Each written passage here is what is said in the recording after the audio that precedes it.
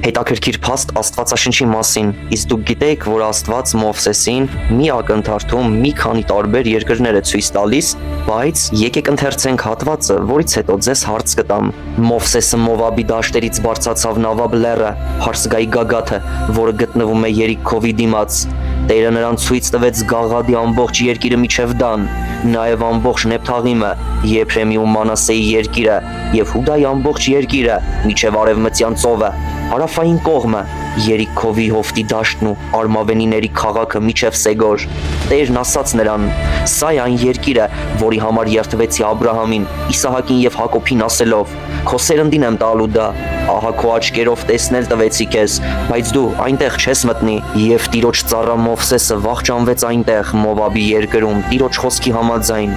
եւ նա նրան թաղեց Մովաբի երկրի ծորում, Բեթփագորի դիմաց, եւ ոչ մի մարդ չիմացավ նրա գերեզմանի տեղը մինչև այսօր։ Մովսեսը 120 տարեկան էր, երբ մեռավ, նրա աչքը չէր տկարացել, նրա ուժը չէր սպառվել։ Իսրայելի որդիները Մովաբի դաշտերում 30 օր լաց եղան Մովսեսի համար եւ վերջացան Մովսեսի սքոլացի օրերը։ Իսկ հիմա հարցը, որտեղ էր գտնվում Ավետյաց երկիրը եւ ինչու Մովսեսը չմտավ Ավետյաց երկիրը։